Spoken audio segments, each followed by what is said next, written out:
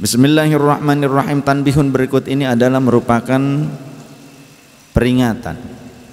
Al-ahdatsu, adapun hadas itu ithnani, ada dua macam. Al-awwalu, adapun yang pertama itu biidkhalil janabati fil akbari, dengan sebab memasukkan junub ke dalam hadas besar.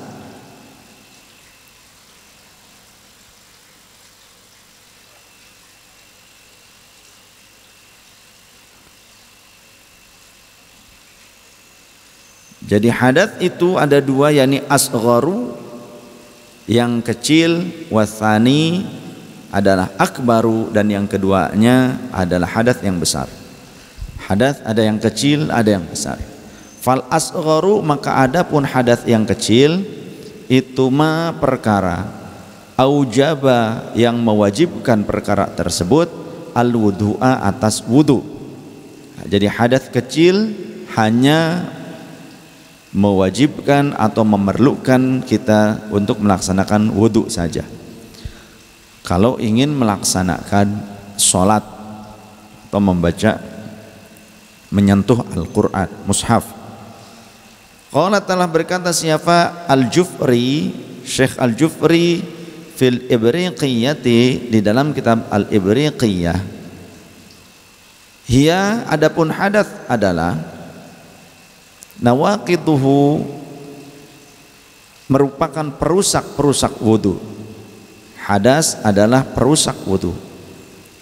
Wal akbaru, dan adapun hadas yang besar itu adalah ma perkara aujaba, yang mewajibkan apa perkara tersebut, al ghusla, atas mandi. Jadi kalau hadas besar mewajibkan mandi. Wahia, dan adapun hadas besar yaitu al janabatu, junub, keluar sperma, wal haidu, dan haid, wan nifasu, dan nifas, keluar darah atau cairan pasca melahirkan, pasca melahirkan.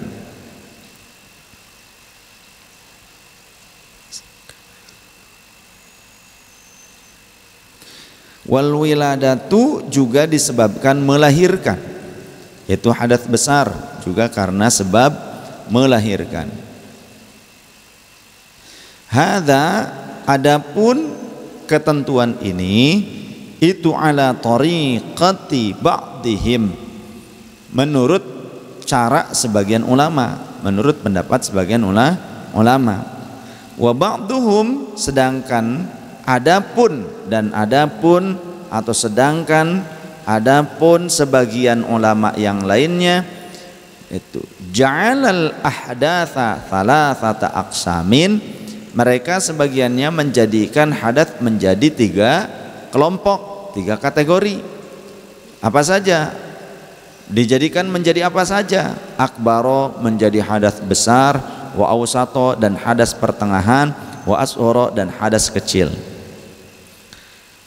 Falikauni ma yahrumu bil haidhi aktsara min ghairihi, maka karena keadaan perkara yang diharamkan dengan sebab haid itu lebih banyak dari hadas lainnya, maka yusamma, dinamai haid tersebut hadatsan akbara, disebut sebagai hadas besar. Jadi menurut ulama yang membaginya menjadi 3, haid dikategorikan sebagai hadas besar. Karena apa? Karena segala perkara yang diharamkan sebab haid bagi orang haid itu sangat banyak, maka haid itu termasuk hadas besar. Karena sebab haid banyak perkara yang diharamkan bagi orang yang haid. Sedangkan walikauni ma yahrumu bil janabati aqallam mimma yahrumu bil haidhi, dan karena perkara yang diharamkan sebab junub itu lebih sedikit dibandingkan perkara yang diharamkan karena haid, maka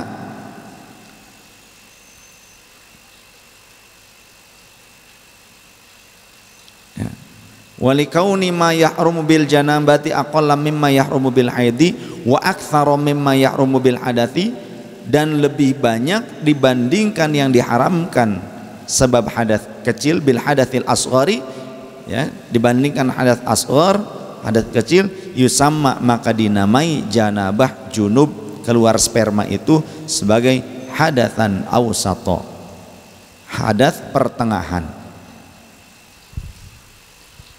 Karena kalau bagi orang yang hadatnya haid itu pengharamannya banyak, sedangkan kalau bagi yang junub pengharamannya di bawah yang haid menurut ulama yang sebagian nih.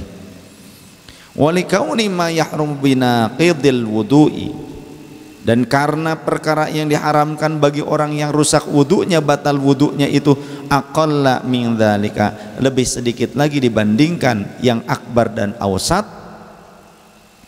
maka yusamma dinamai perkara yang mengharamkan bagi orang yang batal wudu itu, ya, disebut hadatsan asghara, hadas kecil. Jadi ada ulama membagi hadas bukan cuma 2 tapi sampai 3. Nah, ini ranah ijtihad fiqhiyah, wajar, ya.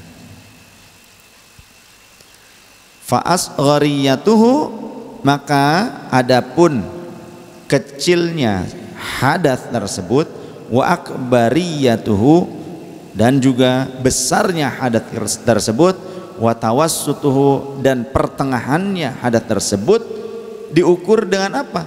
Bi'tibari qillati ma yahrumu bihi wa adamu qillati, diukur dengan sebab atau perhitungan sedikitnya perkara yang diharamkan atau dilakukan dengan sebab perkara tersebut, dan tidak sedikitnya itu yang menjadikan sedikit atau banyaknya perkara yang diharamkan bagi hadas itu yang menyebabkan ini masuk kategori hadas besar, hadas pertengahan, atau hadas kecil. Tanbihun akharun, tanbihun akharun, ya, akharun, peringatan yang lainnya. Allah telah berkata siapa? Syekh Salim bin Sumer al-Hadrami, pengarang kitab Safinatun Najah, ya. Kalau syarahnya yang dikarang oleh Syekh Nawawi Al-Bantani namanya Kashifatus Saja. Syekh Salim bin Sumer al-Hadrami, ulama Hadramaut Yaman, tapi hijrah ke Jakarta, wafat di Jakarta. Nanti kalau sudah masa-masa tenang, masa-masa kondusif, bisa kita pada jarah ke sana, ya. Qala telah berkata Syekh Salim bin Sumer al-Hadrami, al-auratu arba'un, adapun aurat itu arba'un, ada 4 macam. Wahia lughatan,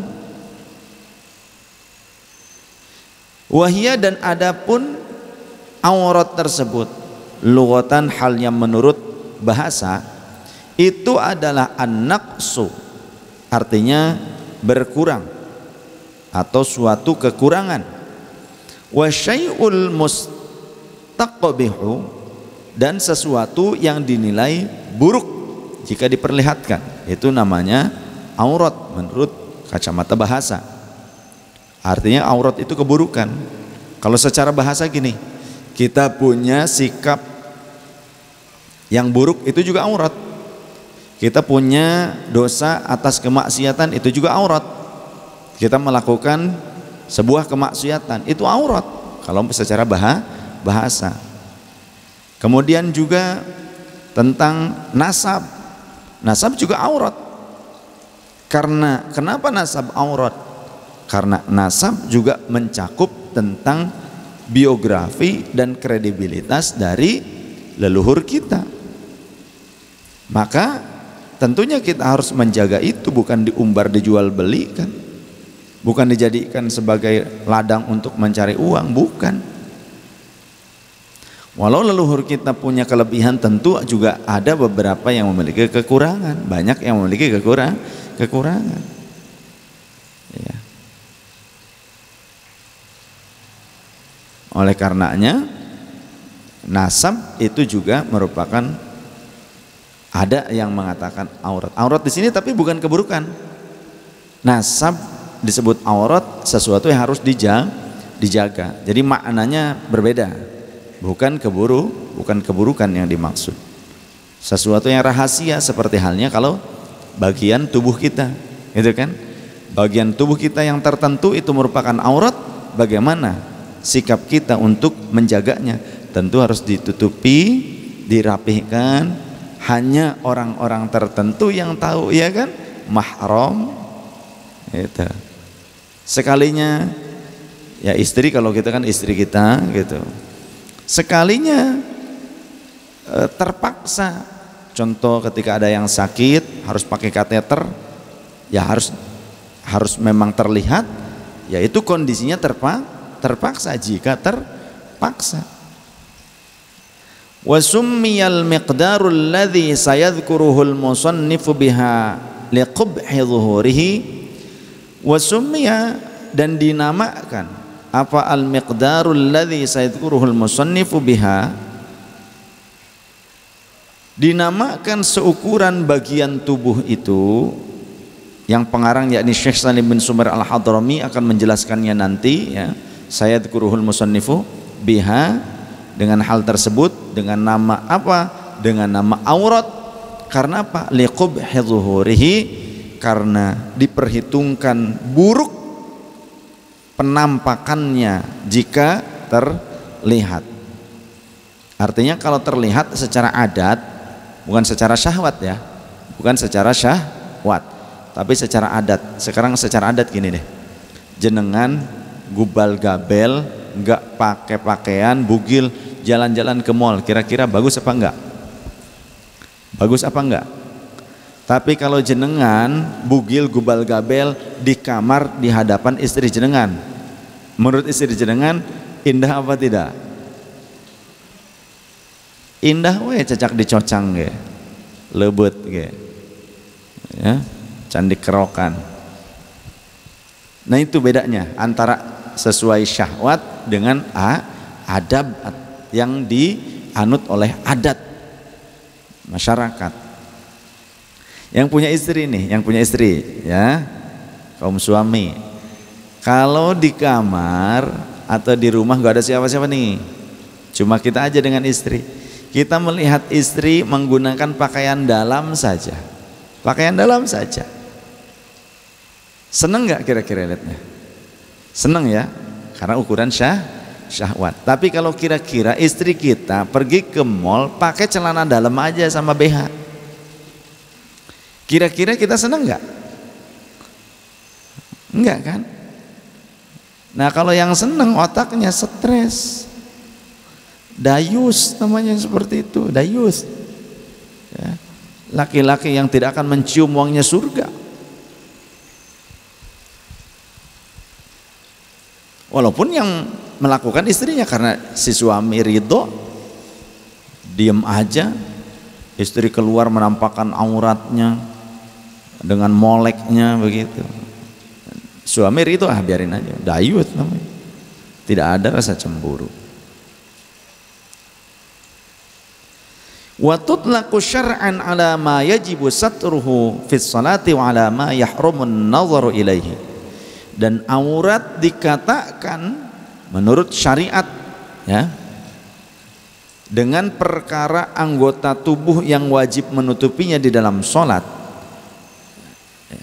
Watut laku syar'an, watut laku, dan dimutlakan syar'an, halnya menurut kategori syariat. Alama yajibu, atas perkara yang wajib apa? Satruhu, menutupnya, fis sholati, di dalam sholat. Jadi menurut syar'an, menurut istilah, jadi ada pengertian aurat menurut bahasa. Menurut bahasa kan tadi di depan apa bahasa itu? Lughawi. Menurut lughawi bahwasannya aurat itu adalah sesuatu yang jelek atau sesuatu yang kurang bagus. Sedangkan kalau menurut syar'an, artinya syar'an ini menurut istilah, Ya, arti atau maksud dari aurat menurut istilahiyah, menurut kategori syariat, pengertian syara' adalah ala ma yajibu satruhu fis sholati, segala perkara bagian tubuh yang diwajibkan menutupnya ketika sholat. Gitu aja gampangannya. Wa ala ma yahrumun nadharu ilaihi, dan menurut syara' juga adalah sesuatu yang haram memandangnya, sesuatu yang diharamkan memandangnya bagi ghair mahram tentunya ya. Nah sekarang pembagiannya,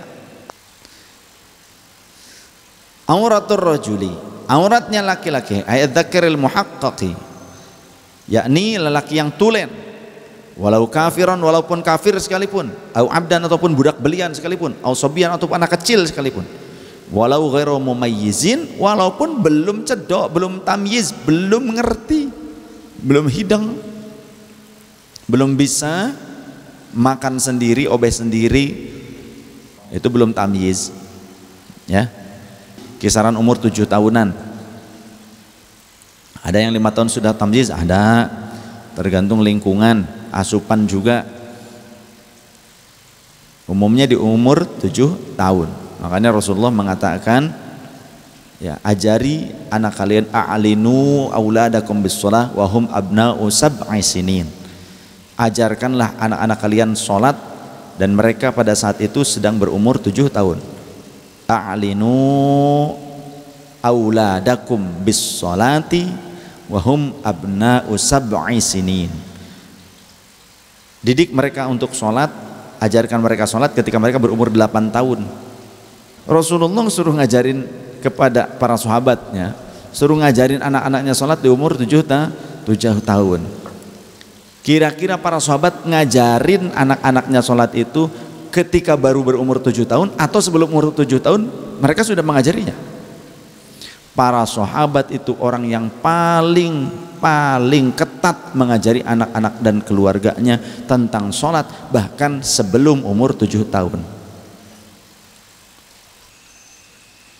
Jadi jangan mentang-mentang sesama laki-laki kemudian ngobrol dengan pakai cawet, pada pakai cawet gitu kan, ataupun pakai celananya yang sangat pendek setengah paha gitu. Jangan, ya tetap aurat itu. Dan orang yang terbiasa mempertontonkan auratnya kepada orang lain, kolbunya akan keras dan bisa mati kolbunya, susah menerima nasihat, susah menerima kebenaran. Amma nafsus surrati warrukbati falaisa bi'auratin. Nah, kalau dalam kitab fikih ini, adapun fisik pusar dan lututnya, emang awalnya. Kalau tadi kan yang saya jelaskan adalah menyempurnakan gitu. Kalau ini hukum asalnya pusar atau pusar itu dosol apa?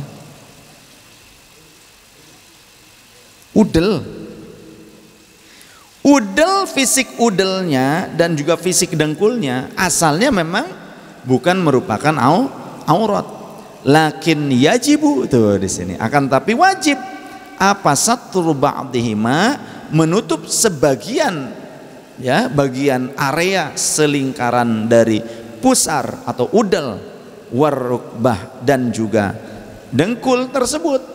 Wajib hukumnya. Ma la yatimmul wajibu illa bihi fahuwa wajibun, karena ada kaidah fikih, ma la yatimmul wajibu, sesuatu yang perkara wajib tidak menjadi sempurna illa bihi, kecuali dengan sesuatu itu, fahuwa wajibun, maka sesuatu itu juga ikut wajib. Jadi penyempurna yang wajib maka itu hukumnya wajib.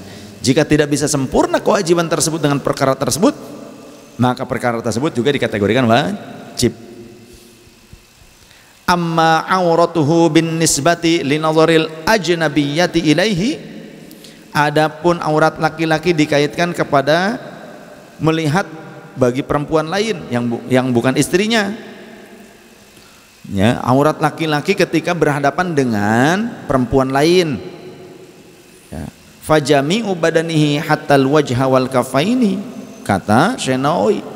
Maka walaupun laki-laki sama semua tubuhnya, bahkan termasuk wajah dan kedua telapak tangannya sekalipun, artinya sangat ketat sekali Syekh Nawawi memberikan sebuah batasan. Artinya jangan semena-mena laki-laki dengan perempuan ngumpul, ya, saling bertatap wajah seenaknya saja, apalagi pakai celana pendek. Jangan.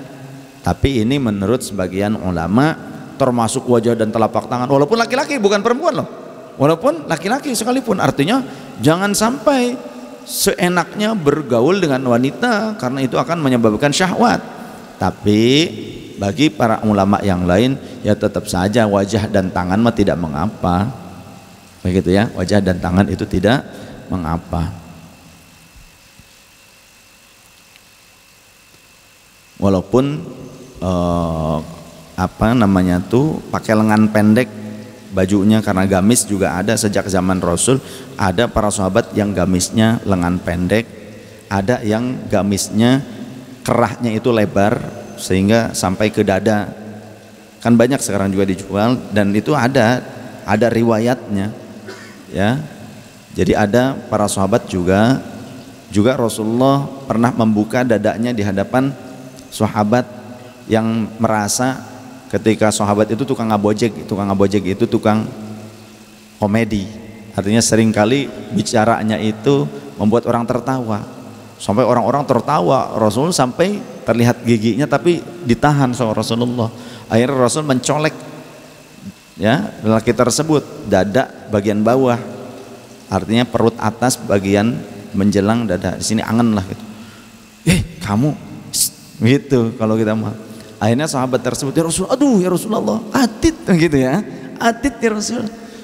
Nah, akhirnya kata Rasul, istaqsi, silahkan kisos aku, balas aku, kata Rasul. Oh, Rasul mah gentle, adil Rasulullah mah. Enggak enggak berarti gue kan Rasul, lu pengen ini kewalat tuh, enggak begitu. Kata Rasul, silahkan balas aku, gentle Rasulullah mah, adil. Kata sahabat, ya Rasulullah, aku kan tidak menggunakan baju atas, bagian perutku, perut atas maksudnya, ya, terbuka, dadaku terbuka, engkau mengenai kulitku langsung, sedangkan engkau tertutup ya Rasulullah. Kemudian kata Rasul, silahkan. Rasulullah membuka bagian dada dan perut atasnya, sampai-sampai kata sahabat terlihat bulu-bulu lembut dari mulai dada Rasulullah turun ke bawah hingga kemungkinan sampai ke pusar. Indah Rasulullah, bulu-bulu lembut ini set nyambung katanya, sampai diperlihatkan dalam hadis seperti itu. Maksudnya digambarkan seperti itu, bulu-bulu rambut lembutnya Rasulullah dari mulai dadanya sampai perutnya terlihat, tapi jelas tidak sampai membuka aurat, hanya di atas pusar, artinya kan perut bagian atas, dada bagian bawah. Silahkan. Apa yang dilakukan oleh sahabat? Sahabat langsung mencium, mendekap Rasulullah. Ya Rasulullah, bukan tujuanku mau membalasmu, tapi inilah tujuanku, agar tidak ada yang menghalangi antara aku dengan engkau saat sekarang dan nanti di akhirat ya Rasulullah. Begitu. Rasulullah tersenyum, engkau akan bersama aku nanti di surga. Ya Allah, teman ayah, wah, cium dah Rasulullah teh. Ya Allahumma sholli ala sayyidina Muhammad wa ala alihi wasallam. Ya Rasulullah. Itu ada di dalam kitab Hayatus Sahabah, ada 4 jilid kitabnya. Kita lanjutkan. Walau inda amnil fitnati walau raqiqan, walaupun dalam keadaan aman dari segala keburukan, fitnah itu keburukan, walau raqiqan, walaupun itu adalah seorang budak belian, karena kan kalau budak belian yang perempuan saja auratnya itu sama seperti laki-laki. Budak belian perempuan auratnya itu sama dengan laki-laki. Jadi kalau bekerja di rumah majikannya pakai lengan pendek, kalau budak belian nggak apa-apa. Ya, mengerjakan pekerjaan, ngangkut mikul kayu bakar apa, budak belian nggak apa-apa. Karena budak belian beda dengan pembantu zaman sekarang. fayahrumu 'alaiha, maka diharamkan 'alaiha bagi perempuan yang ghair mahram apa ayang zura, memandang, melihat, ila syai'in min dzalika, kepada bagian tubuh laki-laki tersebut, ya. Ini menurut ulama yang sangat apik, ulama yang sangat hati-hati, wiroi, bahkan yang laki-laki pun dikategorikan sama dengan yang wanita kalau terhadap yang ghair mahram. Makanya bukan cuma wanita saja yang dihimbau menutup auratnya, menutup tubuhnya. Ini berlaku juga untuk perempuan, untuk laki-laki juga. Wa binisbati lil khulwati su'atani faqat 'alal mu'tamad. Jika laki-laki sedang sendiri, kita sendiri nih, kita pribadi laki-laki sedang menyendiri, sendiri di kamar, tidak ada siapa-siapa, maka yang dikategorikan aurat itu adalah dua kemaluan depan belakang, ya, penis dan dubur. Kemaluan itu yang dikategorikan sebagai aurat. Maka kita sendiri melihatnya makruh sebetulnya, begitu kan? Tidak sampai haram, cuma makruh aja. Kalau tidak ada kepentingan, kalau ada kepentingan mau ngerok bulu gitu kan, menghilangkan bulu itu kan hilang makruhnya. Tidak makruh, nggak apa-apa, daripada nggak ngelihat, kesoek deh lah. Fayahsulu anna lahu thalatha auratin, maka dapat disimpulkan bahwa bagi laki-laki terdapat 3 aurat. Far'un wallahu a'lam bishawab.